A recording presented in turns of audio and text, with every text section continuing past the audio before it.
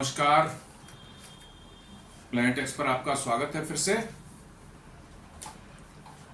हमेशा की तरह निवेदन है आपसे, हमारे चैनल को सब्सक्राइब करें, बेल आइकन जरूर दबाएं, हमारे वीडियोस को लाइक करें और फ्रेंड्स एंड फैमिली के साथ शेयर भी जरूर करें।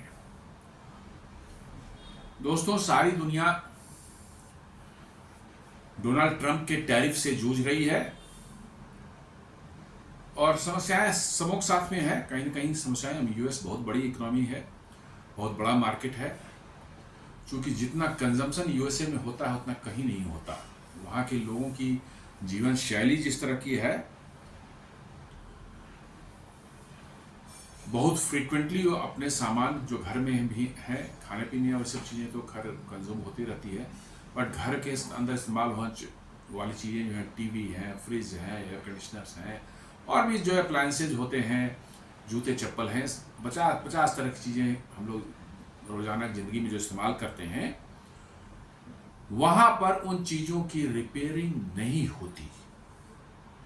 इस चीज़ को आप जान लें। वहाँ रिपेयरिंग कराना किसी आपका फ्रिज खराब हो गया, आपका रेफ्रिजरेटर, ये वॉशिंग मशीन खराब हो गई, आपका एयर कंडीशनर खराब हो गया, उसको रिपेयर कराना इतना महंगा है कि शायद उससे नया खरीद लेना ही चीपर पड़ता है। और यही टेंडेंसी वहाँ के लोगों के जीवन शैली में आ गई है कि वो किसी सामान को जैसे ही उसमें प्रॉब्लम है सीधे उसको फेंका, बदल के दूसरा ले आते हैं मार्केट से। इसलिए वहाँ पर सबसे ज़्यादा कंजम्पशन होता है। भारत में ऐसा नहीं होता। आप एक एयर कंडीशनर लाते हैं, उसमें थोड़ी सी खराबी आती है, कोई आता है 200-400-500 रुपये लेकर उसको रिपेयर कर देता है, बहुत हुआ तो 1000 रुपये लेकर रिपेयर कर दिया, और वो सालों साल तो वो एयर कंडीशनर चलता है। वैसे ही आपके घर के अंदर फ्रिज है, चाहे वॉशिंग मशीन है, चाहे और भी अप्लायंसेज हैं, उसमें खराबी आती है तो हम लोग उसको फेंकते नहीं है। 10-10, 15-15, 20-20 साल तक वो चलता है, उसकी रिपेयरिंग हो जाती है। बिकॉज रिपेयरिंग इज वेरी, मतलब कि जो है लेस एक्सपेंसिव। अमेरिका में ऐसा नहीं है। अमेरिका में रिपेयरिंग जो है बहुत ही महंगा है, इसलिए जो है वहाँ इतना ज़्यादा कंजम्पशन होता है। तो टैरिफ जो सारी दुनिया में पर जो उन्होंने लगाया है, बेसिकली क्या है कि अमेरिका जो है प्रोड्यूसिंग नेशन नहीं है, वो कंज्यूमिंग नेशन है। और भारत को ले लीजिए, भारत कंज्यूमिंग नेशन भी है और साथ में प्रोड्यूसिंग नेशन भी है। चाइना इसका उल्टा है, सिर्फ प्रोड्यूसिंग नेशन है, कंज्यूमिंग नेशन बहुत कम है, उसकी कंजम्पशन बहुत कम है। यही भारत की अर्थव्यवस्था या भारत की इकोनॉमी का जो है यही स्ट्रेंथ है, यही मजबूती है। आप प्रोड्यूस भी करते हैं और कंज्यूम भी करते हैं। आपके 65 to 70% जो प्रोड्यूस हैं, चाहे वो फार्म प्रोड्यूस हो, चाहे इंडस्ट्रियल प्रोडक्ट्स हो, कुछ भी हो, वो सभी के सभी जो 65 से 70% तक जो है आप सारा का सारा कंज्यूम कर जाते हैं। यहाँ पर सिर्फ 30% के आसपास जो है, आप 30-32% जो है आप बाहर भेजते हैं। तो अब अमेरिका ने टैरिफ लगाया, नेचुरली है कि हमारे भी एक्सपोर्ट्स तो प्रभावित होंगे, इसमें कोई दो मत नहीं है। यहाँ पर भी छोटे एमएसएमई कंपनियां जो हैं, गारमेंट्स बनाने वाले हैं, उन सब पर असर पड़ना है और असर दिखने भी लगे हैं। ऐसी कोई बात नहीं है, ये कोई कहे कि नहीं कोई असर नहीं पड़ेगा, नहीं, ऐसा बिल्कुल नहीं है। असर दिखने लगे हैं। लेकिन अब खबर आ रही है, शुरू से एक्सपर्ट्स बता रहे थे कि अमेरिका को ज़्यादा नुकसान होगा, क्योंकि वहाँ के कंज्यूमर्स को जो है अब ज़्यादा पैसे देने पड़ेंगे उन्हीं सामानों के लिए जो बाहर, क्योंकि टैरिफ तो अल्टीमेटली पास ऑन उन्हीं पर होगा। तो वही कहता है US India tariff live update, US economy shows signs of a strain as Trump's tariff go into effect. Trump का टैरिफ जो है जैसे जैसे उसके इम्प्लीमेंटेशन उसकी होती जा रही है, यूएस इकोनॉमी में उसका स्ट्रेन दिखता जा रहा है। Trump's punitive tariff on India appeared to aim at bringing economic pressure on Moscow to agree to a ceasefire, as India is the second largest consumer of its oil. ये Trump ने सोचा था कि हम रशियन ऑयल को जो है किसी से बंद करवाएं ताकि रसिया पर प्रेशर पड़े, लेकिन मेरा अपना मानना है कि ट्रंप को रसिया के वायल खरीदने से कोई दिक्कत नहीं है। ट्रंप की कुछ अपना पर्सनल एजेंडा भी चल रहा है और कुछ और एजेंडा चल रहा है जो पूरी तरह से शायद क्लियर ना हो लोगों को, लेकिन मेरा मानना है कि ट्रंप जो है वो रशियन वायल से इतना डिस्टर्ब नहीं है जितना भारत के बढ़ते हुए इन्फ्लुएंस से है। और ब्रिक्स का जो मजबूत होना, और भी पिछले 1-2 सालों में ब्रिक्स में जो है पहले 5 हुआ करते थे, आजकल शायद 9 या 10 कंट्री हो गए हैं, और भी देशों ने अप्लाई कर रखा है कि हम भी ज्वाइन करना चाहते हैं ब्रिक्स। ये अमेरिका के लिए ज़्यादा बड़ी चिंता का विषय है, क्योंकि ब्रिक्स के मजबूत होने से यदि इन देशों ने एक ऑल्टरनेट पेमेंट मैकेनिज्म बना लिया अपना, डॉलर को बाईपास करके, स्विफ्ट को बाईपास करके, तो समझ लीजिए कि अमेरिका की इकोनॉमी पर इतना बड़ा प्रहार होगा ये कि आप अंदाज़ा नहीं लगा सकते, क्योंकि डॉलर की हेजमनी ही अमेरिका की समृद्धि का कारण है और कुछ नहीं है। डॉलर की हेजमनी मतलब कि डॉलर वो जब चाहे जितना चाहे प्रिंट कर सकते हैं और सारी दुनिया में फेंक करके सारी दुनिया से जितना सामान खरीदना चाहते हैं खरीद सकते हैं। आपको कागज पकड़ा देते हैं और आपका सामान बनाया वो उठा के ले जाते हैं। दिस इज द अमेरिका का यही मतलब कि जो है तरीका है। जैसे ही डॉलर की डिमांड घटेगी, डॉलर का जो है वैल्यू जो है वो धड़ाम से नीचे आएगा, और जैसे ही धड़ाम से नीचे आएगा अमेरिका की सारी समृद्धि जो है निकल जाएगी, खत्म हो जाएगी। अभी कल ही एक मैं न्यूज़ देख रहा था कि भारत और सऊदी अरब ने भी जो है रूपी और रियाल में ट्रेड करने का जो है डिसाइड कर लिया है। मतलब भारत और सऊदी अरब से तेल खरीदता है तो वो रूपी में पेमेंट कर सकता है, उस रूपी का इस्तेमाल करके जो है सऊदी अरबिया भारत से जो चाहे मंगा सकता है, खरीद सकता है। तो अब देख लीजिए, ये सऊदी अरब से ये अरेंजमेंट हो, यूएई से ऑलरेडी पहले से अरेंजमेंट हो चुका है, तो इसका मतलब भारत को अब तेल खरीदने के लिए कम डॉलर की जरूरत पड़ेगी। सिमिलरली जो है रसिया से रूपी रूबल में ट्रेड हो रहा है, थोड़ी दिक्कतें उसमें है रसिया को, बिकॉज रसिया से भारत से बहुत ज़्यादा इंपोर्ट नहीं करता, ये सबसे बड़ी चीज़ है। तो वो रूपी उनके जमा हो गए थे बहुत ज़्यादा, तो खैर उनको जो है उन्होंने रशियन इंडियन इकोनॉमी में, स्टॉक मार्केट में, अलग अलग चीज़ों में इन्वेस्ट कर रखा है। लेकिन सऊदी अरब तो हमसे बहुत खरीदता है, सारे खाने पीने के सामान भारत से ही जाते हैं, सारे होम अप्लायंसेज जितने हैं वो सब भारत में जो बनते हैं वही जाते हैं वहाँ पर। इसी सऊदी अरब को कोई दिक्कत नहीं, यूएई को कोई दिक्कत नहीं है। तो ये एक मतलब कि मार्क चेंज आ रहा है कि डॉलर की हेजिमनी पर एक प्रहार हो सकता है। हमें बॉडी बोल रहा है कि यदि ये सक्सेसफुल हो गया जैसा चल रहा है, और वो ब्रिक्स इसी डायरेक्शन में, उनका कहना है कि हम अपने लोकल करेंसी में ट्रेड को प्रमोट करें आपस में, ताकि और डॉलर पर हमारी डिपेंडेंसी कम हो सके। एक बिजनेस इनसाइडर वहाँ का यूएस का वो है, ये बता रहा है कि bad news for US shoppers, वहाँ के अमेरिका के खरीदारों के लिए बुरा न्यूज़ है। The cost of everything from laptops to cars is likely to keep rising. वो कह रहा है कि कंज्यूमर्स के लिए लैपटॉप से लेकर कार तक कुछ भी आप जो भी उसमें ले लें, खाने पीने के सामान, कपड़े हैं, जूते हैं, खिलौने हैं, जो कुछ भी ले लीजिए अपने घर में, रेफ्रिजरेटर है, फ्रिज है, एयर कंडीशनर है, कुछ भी आप उसमें सब सारी चीज़ें। ये तो जस्ट एक लैपटॉप टू कार्स जो बता रहा है, हर चीज़ के दाम बढ़ने शुरू हो गए। इट विल कीप राइजिंग, मतलब बढ़ता रहेगा, उनका कहना है। मतलब अमेरिकन कंज्यूमर्स के लिए एक ये अलार्म बेल हो सकता है, और ये दिखने लगे हैं वहां पर।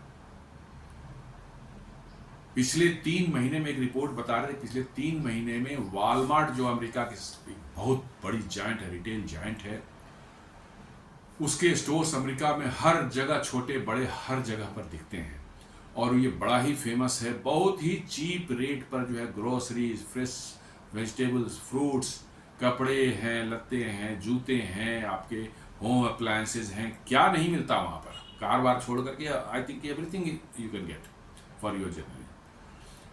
उसमें जो है बहुत बड़ी मतलब कि जो है उसके अंदर चेंजेज आ रहे हैं। लास्ट मार्च से लेके अब तक जो है, मार्च के बाद से कहिए इस क्वार्टर में जो है, उसमें 20 अपने वॉलमार्ट ने स्टोर्स बंद कर दिए। क्योंकि वो बहुत लो मार्जिन पर काम करते हैं, बहुत हर चीज़ वहाँ चीपर मिलेगी मार्केट से, बहुत लो मार्जिन काम करते हैं। और टैरिफ जैसे ही बढ़ा उनका धंधा चौपट होने लगा, तो उन्होंने बहुत सी ऐसी जगहों जहाँ छोटे जगह थे, जहाँ बहुत ज़्यादा उनका बिजनेस बहुत हाई लेवल का नहीं था, वहाँ वॉल्यूम कम थी, वहाँ उन्होंने अपने स्टोर्स बंद कर दिए। और उसका बंद करने का इम्पैक्ट ये हो रहा है कि वहाँ के लोगों को छोटे छोटे सामान, groceries, fruits, vegetables, fresh vegetables खरीदने के लिए जो है 20-20 किलोमीटर, 30-30 किलोमीटर, 40-40 किलोमीटर तो जो ट्रैवल कर, क्योंकि और नज़दीक में कोई वॉलमार्ट नहीं है, वो उतनी दूर जाएंगे तो उनको कोई वॉलमार्ट मिलेगा ताकि वो, तो ये बहुत बड़ी समस्या वहाँ के मिडिल इनकम और लो इनकम वाले लोगों के लिए जो है शुरू हो गई, क्योंकि वॉलमार्ट उनके लिए जीवन का बहुत बड़ा एक जरिया था कि कम इनकम में, कम खर्चे में वो अच्छी चीज़ें मार्केट से खरीद सकते थे, वॉलमार्ट से खरीद सकते थे। ग्रॉसरीज है, फ्रूट्स हैं, वेजिटेबल्स हैं, सब कुछ जो है उनको मिल जा रहा था, उनको जीवन यापन के लिए कोई दिक्कत नहीं है। पेंशनर्स हैं जिनको कम पैसे मिलते हैं, वो सभी वॉलमार्ट पर इतने डिपेंडेंट थे कि अब वहाँ पर छोटे छोटे जगहों जहाँ पर वॉलमार्ट ने बंद किया है, वहाँ पर लोगों की ज़िंदगी जो है बड़ी दुरूह होती जा रही है।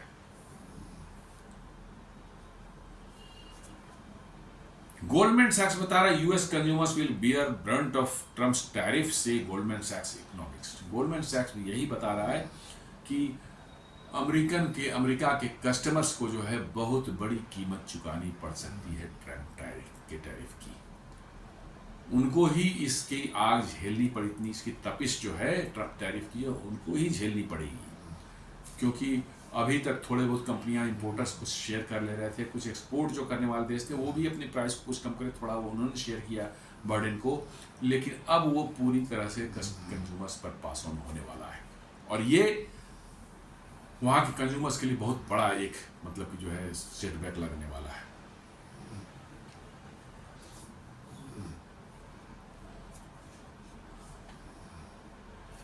एक दूसरी रिपोर्ट जो बता रही है इकोनॉमिक टाइम्स की जो है, वो बता रही है over half of US industries, मतलब कि जितने भी इंडस्ट्री वहाँ अमेरिका में है उसमें से आधे करीब करीब are cutting jobs and history says recession could be next.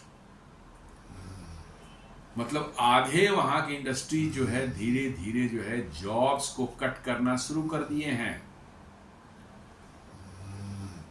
और उनका कहना है इकोनॉमिक टाइम्स का कि रिसेशन कुड बी नेक्स्ट, मतलब रिसेशन इसका अगला पड़ाव होगा। अभी जॉब्स जा रही हैं, अगला रिसेशन भी आ सकता है। तो ये बहुत एक मतलब कि अलार्मिंग सिचुएशन अमेरिका में दिख रही है, जो कि धीरे धीरे बिल्टअप हो रही है। और इसका मूल कारण में डोनाल्ड ट्रंप की जो है ये टैरिफ वाली नीति जो है वो ही नजर आ रही है।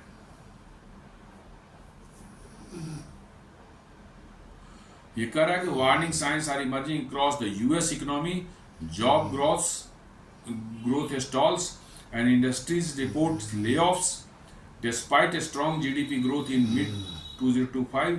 Sectors like manufacturing, retail, and construction faced job cuts, sparking concerns of a possible recession. Experts highlight showing employment and rising unemployment rates as the key indicators show. मतलब कि वहाँ पर अब जॉब की जो है समस्या शुरू हो गई है, लोगों को जॉब मिलना कम हो गया है या नहीं मिल पा रहे हैं, ये सारी चीज़ें अमेरिका में, और ये सब जो सिम्टम्स हैं ये दिख रहे हैं ये डोनाल्ड ट्रंप की इसी टैरिफ के बाद।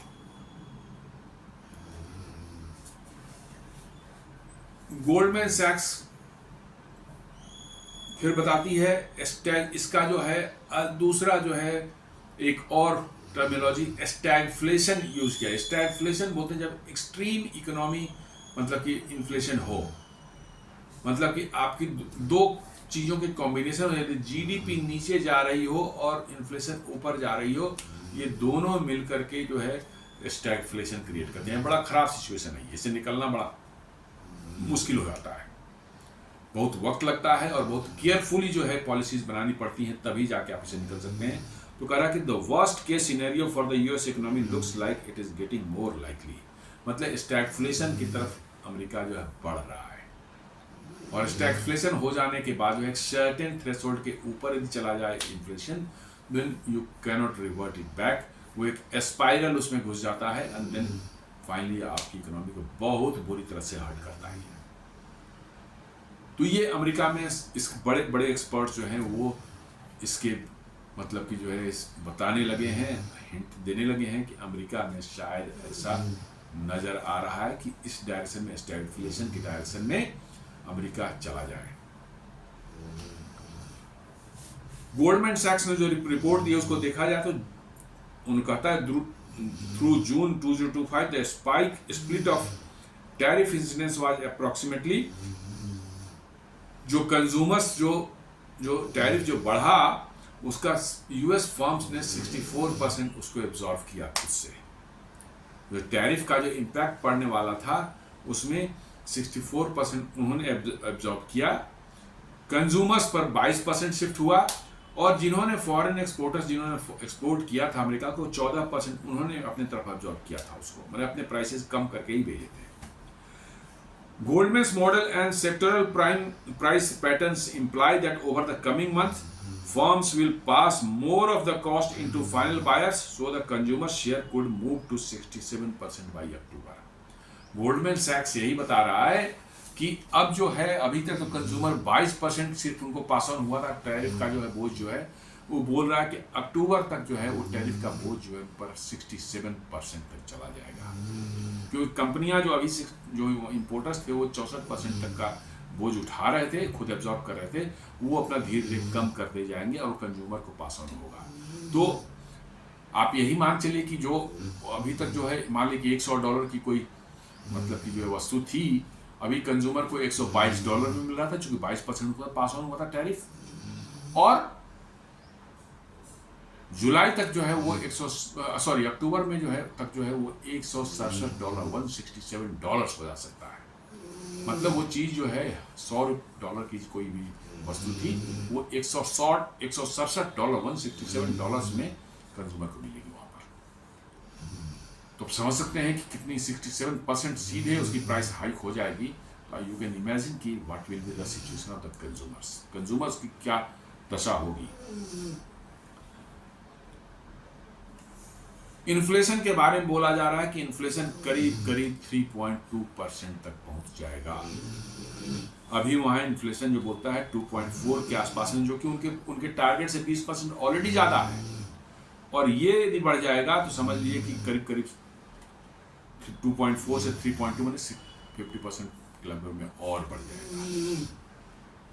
तो आप समझ लीजिए कि इन्फ्लेशन बढ़ने का क्या असर वहाँ पड़ने वाला है, और इसी को स्टैगफ्लेशन बोल रहा है। ग्रोथ वहाँ की अब नीचे जाएगी और ये इन्फ्लेशन ऊपर जाएगा। Tariffs already raise the level of core PCE, the Fed's preferred inflation gauge by 0.2 percentage point. भले वहाँ पर पीसीई बोलते हैं, वहाँ का इन्फ्लेशन का जो इंडेक्स है, तो बोलता है ऑलरेडी 20% वो बढ़ चुका है। Goldman aspects an additional 16% in July and 0.5% from August-December, driving core PC towards 3.2% year-over-year in December. और दिसंबर तक जो है 2.4 से जो बढ़ करके जो है आपका ये हो जाएगा 3.2% तक में इन्फ्लेशन चली जाएगी। If trends persist without these tariffs effects, Goldman Sachs estimates core PCE would be closer to 2.4%। मतलब यदि टैरिफ नहीं होता तो 2.4% होता, जो कि अब 3.6% हो जाएगा, 3.2% हो जाएगा। Goldman goods categories with the largest tariff driven uplift include household appliances and information processing equipment, computers और electronics. Some of these categories show price moves several percentage points above prior events। कह रहा है ये report की already जो है tariff जो है ड्राइव कर रहा है प्राइस को अपवर्ड डायरेक्शन में, और कहता है कि कंप्यूटर्स, इलेक्ट्रॉनिक्स और हाउस होल्ड अप्लायंसेज वगैरह जो हैं ये सब जो है बड़ी तेजी से इनका परसेंटेज ऑफ मतलब कि जो है प्राइस का जो है बढ़ेगा, जो कि इन्फ्लेशन में बहुत ज़्यादा बोझ डालने वाला है। मतलब कि जो है आपको राहत मिलने की उम्मीद नहीं है। ये रिपोर्ट यही बता रही है कि आपकी सभी चीज़ें जो हैं करीब करीब बाहर से ही इंपोर्ट होती है। अमेरिका न लैपटॉप बनाता है, न कंप्यूटर्स बनाता है, न मोबाइल बनाता है, कुछ भी नहीं बनाता है, न फ्रिज बनाता है, न रेफ्रिजरेटर बनाता है। सारी चीज़ें बाहर से, कोरिया से, जापान से, चाइना से, इंडिया से, जहाँ से भी उसको सस्ते मिल सके वो बनाकर मंगवाता है और उसको कंज्यूम करता है। और मंगवाने का कारण वही है, जब मर्जी डॉलर प्रिंट करो और थमा दो दुनिया वालों को, और उनकी जो है गुड्स उठा के लिया, मैंने मुफ्त में वर्चुअली वो उठाते रहे हैं। हमारे पास वही कागज है, सिर्फ उसकी कोई वैल्यू नहीं है, किसी दिन उसकी वैल्यू जीरो हो सकती है, बट आप उनको गुड्स दे रहे हैं। और इसलिए अमेरिका की जो ऐश मौज जो है इसी तरह से चल रही है। मैक्रो इम्प्लीकेशंस बोलता है कि इन्फ्लेशन हो सकती है, जो आपको वहाँ के फेड है, जो अपने आरबीआई है, वहाँ को फेड बोलते हैं, उसको फेडरल रिजर्व उसका एक्चुअल पूरा नाम है, उसको फेड बोलते हैं शॉर्ट में।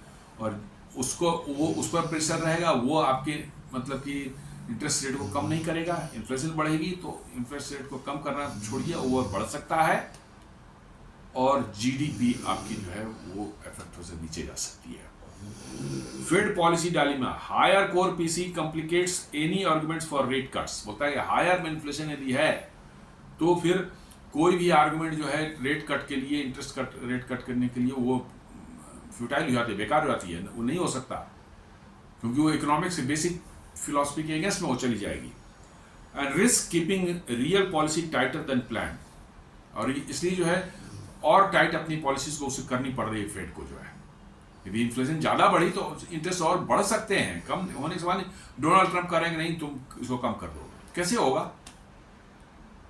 तो डोनाल्ड ट्रंप जैसा सोचते हैं, उनको इकोनॉमिक्स कुछ आता जाता नहीं है, बिल्कुल ही कुछ आता जाता नहीं है, लेकिन वो अपना फेड को जो है करें कि आप इन्फ्लेशन कम कर, फेड उनको अड़ा हुआ है, बोला नहीं कम हो सकता कम।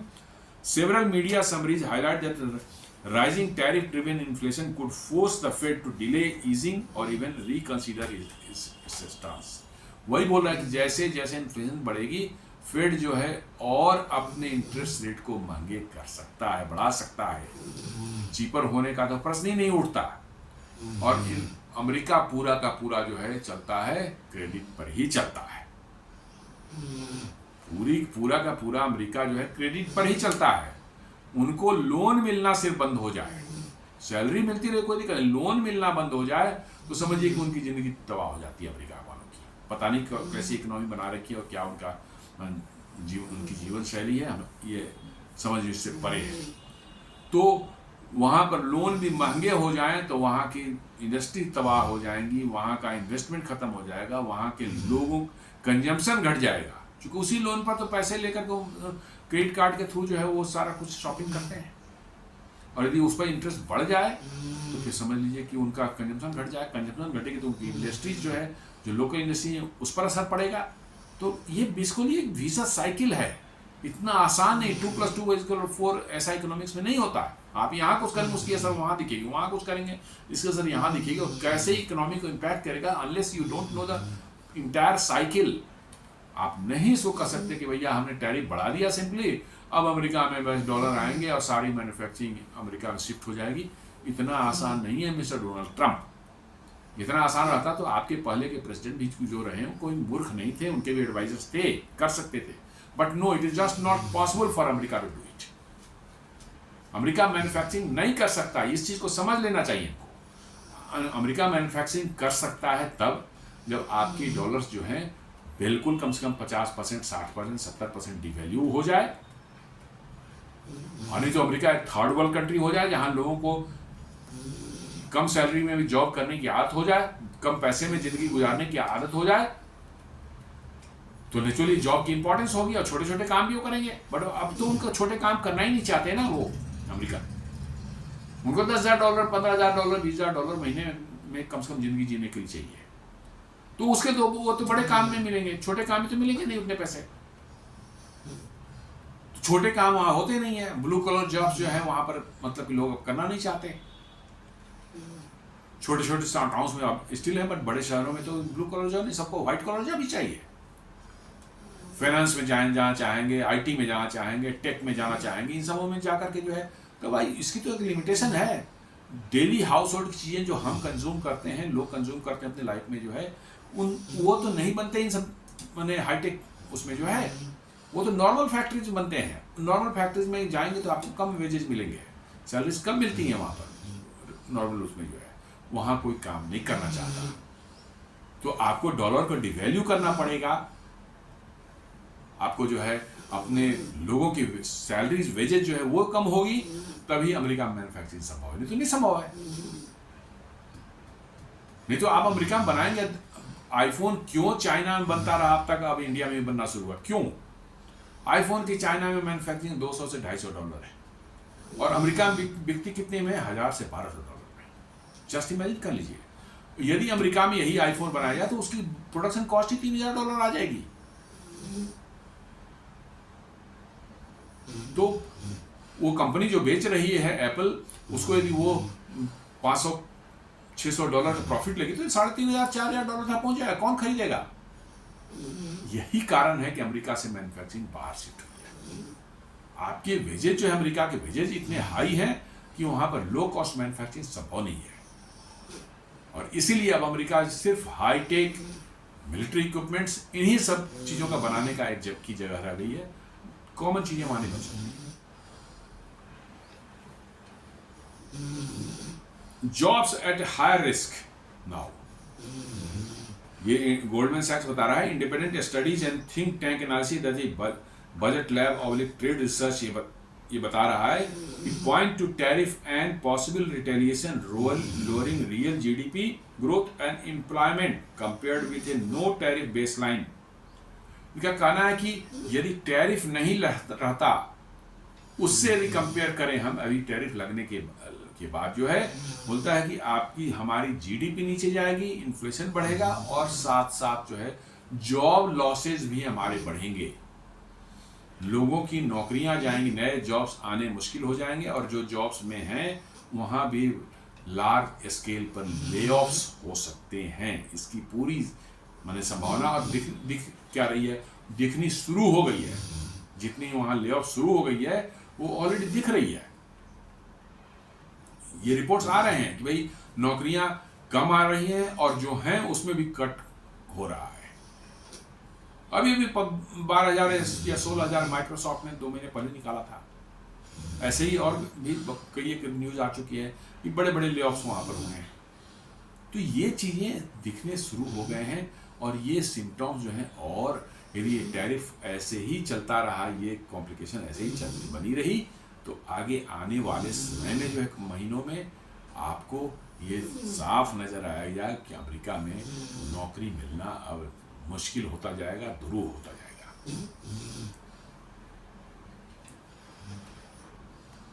बिजनेस इनसाइडर कह रहा है, वो कोई अपोलो डाटा करके एक रिसर्च इंस्टीट्यूट है, वो कह रहा है कि 53% of US companies are cutting active job openings, as separate but related statistics बोल रहा है। मैंने वहाँ की 53% कंपनियां जो हैं वो जॉब ओपनिंग्स को कम करती जा रही हैं। जॉब के लिए एडवर्टाइज करते थे कि हमारे यहाँ 200 लोग जरूरत हैं, 400 लोग। ये 53% वहाँ की इंडस्ट्रीज जो हैं वो अपने जॉब्स को जो है ओपनिंग जो है धीरे धीरे कम करते जा रहे हैं। July labor experts reveal a widespread contraction. Manufacturing shed 11,000 jobs following losses in prior months. जुलाई महीने में उनका मैन्युफैक्चरिंग सेक्टर ने जो है 11,000 नौकरियां खत्म कर दी। Retail jobs cut skyrocketed by 249% over year. बोला कि रिटेल जॉब में जो कट हुआ है ये तो बिल्कुल माने रिकॉर्ड तोड़ है। 249% जो है एक साल में वहां पर रिटेल जॉब घटा है, कम हुआ है 249% over year. And construction layoff intensified among cooling demands. Demand घट रही है बिल्डिंग्स की, मकान की, तो कंस्ट्रक्शन में भी जो है बहुत ज़्यादा जो है आपको जो है नौकरियां जा रही हैं या नई नौकरियां नहीं आ रही हैं। Health care stands out as the lone sector still adding workers. सिर्फ बोल रहा है कि एक हेल्थ केयर सेक्टर है जहां अभी भी जो है लोग ऐड हो रहे हैं, नए एम्प्लॉयमेंट मिल रहे हैं, अदरवाइज कहीं नहीं मिल रही है। But its growth is not enough to offset the broader decline. वही बोला कि सिर्फ एक सेक्टर हेल्थ केयर जो है, जो हमारा डिक्लाइन हो रहा है पूरा, उसको कंपेंसेट नहीं कर सकता।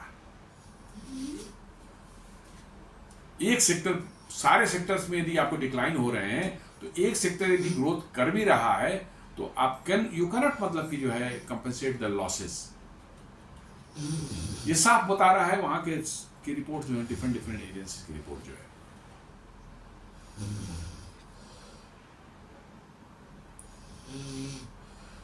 एक और रिपोर्ट बता रही है कि lower jobs, higher inflation and stagnated growth. In July, the US added just 73,000 jobs, well below expectations. Prior months were revised downwards.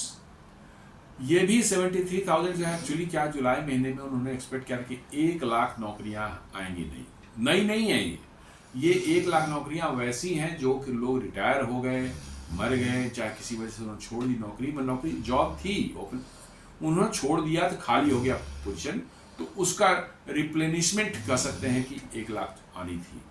ये नई नहीं थी, आप इसको मान कीजिए, मैं बार बार करूँगी, नई नहीं थी, एडिशन नहीं था, ये पुराने जो वैकेंसीज हो गई थी उनमें लोगों को एम्प्लॉय करना था 1 लाख, उसमें 73,000 ही जॉब आ पाया। मतलब करीब 27,000 जॉब्स कंपनियों ने कहा कि इसकी जरूरत नहीं, खत्म करो, इसको नहीं लेंगे। तो नई तो आनी छोड़ दिए, पुरानी को भी आप रिप्लेनिश करने जा रहे हैं, वहां पर भी समस्या आ रही है।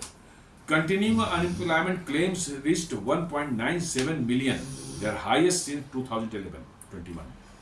कोविड के समय जो अनएम्प्लॉयमेंट रेट था वहां तक पर मैंने पहुंच गया, मैंने उसके बाद का हाईएस्ट ये है 1.97 मिलियन, मतलब कि जो अनएम्प्लॉयमेंट वहां पर हो चुकी है। Stagnant labour market, softening despite study headline unemployment. मैंने बता रहा है कि सारी चीजें की जा रही हैं, पर उसके बावजूद भी जो है जॉब में ग्रोथ नहीं हो रही है, अनएम्प्लॉयमेंट बढ़ती जा रही है। Unemployment climbing from 4.2% towards to 5.2% plus by 2026 तक बोल रहा है कि अभी तो 4.2% है, वो 5% से ऊपर हो जाएगा 2026 तक जो है। And 25% chance of recession with in 12 months, पर 25% चांसेज आ रहा है कि 12 महीने के अंदर रिसेशन आ सकता है। Tariff at current level average 18.6% could trim 0.4 percentage point from US GDP long term. बोलता है कि अभी जो उनका एवरेज टैरिफ जो कह लीजिए सबका मिला उला करके जो है, तो ये 18.6% है, और कह रहा है कि ये यूएस की जीडीपी का जो है 0.4% खा जा सकता है, उसको डाउन कर दे सकता है। प्री स्टैग्फ्लेशन वार्निंग साइंस जो है ये तो देख ही चुके हैं लोग।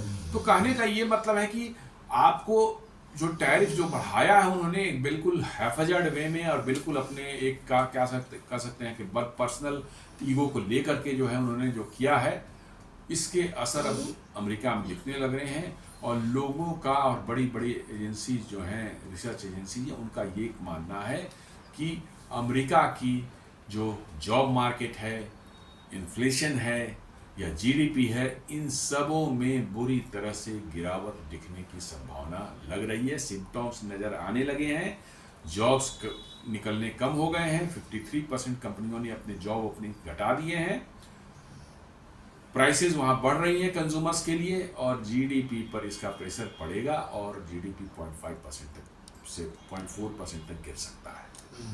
तो दोस्तों ये एक छोटा सा विश्लेषण था इस टैरिफ के कारण अमेरिका में क्या असर नज़र आने लगे हैं इस पर। उम्मीद करता हूँ वीडियो आपको पसंद आएगा। ये वीडियो को लाइक करें, अपने फ्रेंड्स में फैमिली के साथ शेयर करें, हमारे चैनल को सब्सक्राइब करें और बेल आइकन दबाना बिल्कुल नहीं भूलें। धन्यवाद।